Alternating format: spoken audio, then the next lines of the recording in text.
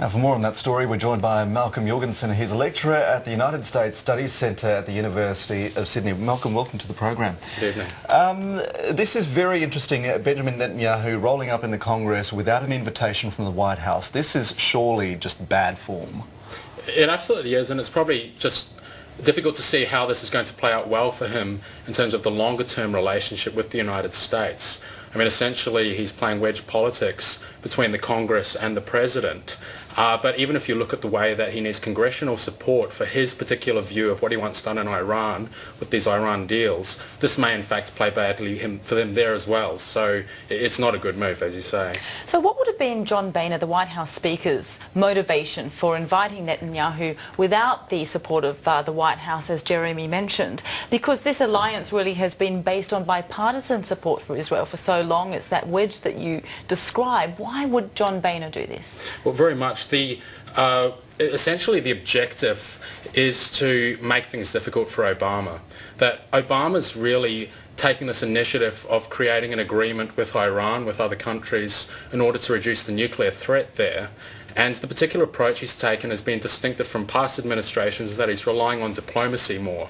And so not taking the hardline approach of, for instance, Mitt Romney in the last election or John McCain in previous elections. And so the Republican Congress has been very much against this idea, and in that they've been absolutely in line with the hardline approach of Benjamin Netanyahu.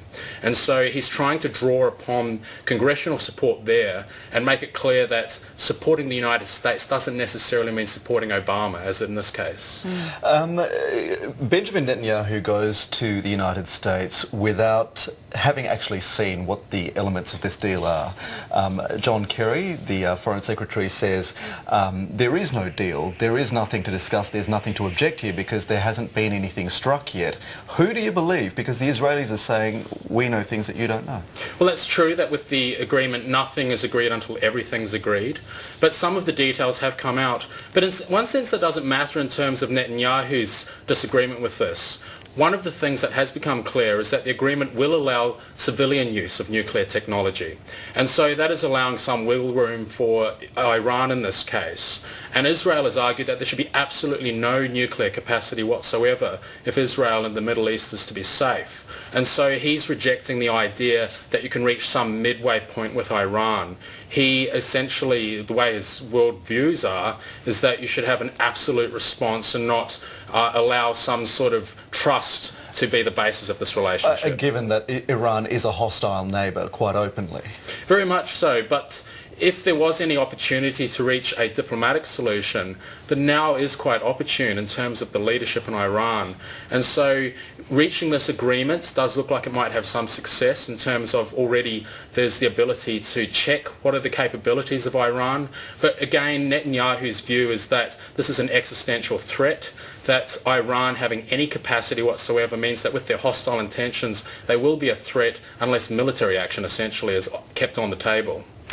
Malcolm, what does Obama do? Obama's been critical of this move, but once Netanyahu's standing there in Congress, apparently the tickets have been selling out, it's totally full. John Boehner said there's this massive demand. How does Obama manage the relationship from here on in? Today Susan Rice saying that the degree of partisanship is basically destructive to the fabric of the relationship. When a statement like that is made, what can Obama do now? Yes, I mean that's about the strongest statement that we've ever heard from an American official against Israel. A lot of this is contingent on the election in Israel. So on March the 17th, Netanyahu is going to the general election.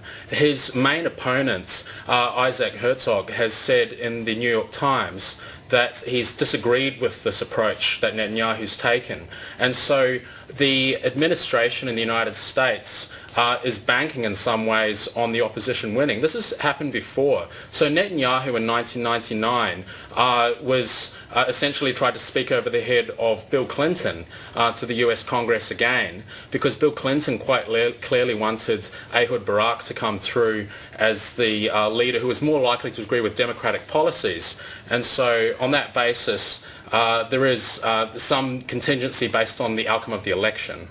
The White House has made a very pointed move not to invite Benjamin Netanyahu to the Oval Office.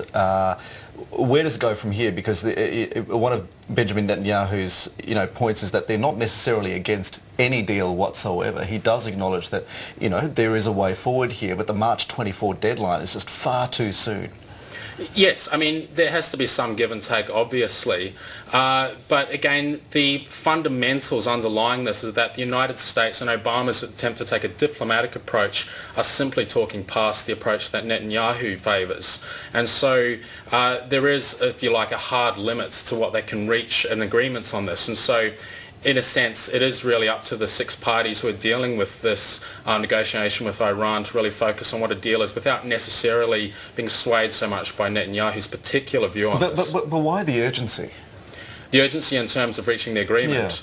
Well, they have the deadline for the Iranian agreement has been pushed consecutively back ever since these negotiations first started. And so Netanyahu's taking this as a sign that the Iranians aren't really serious about this and that they're essentially playing politics with the parties who are engaging in the negotiations here, and so that's a sign of the lack of seriousness. And so because those deadlines have been pushed so many times, there is a need to reach a final deadline and decision at March and then June when it's all finalised completely.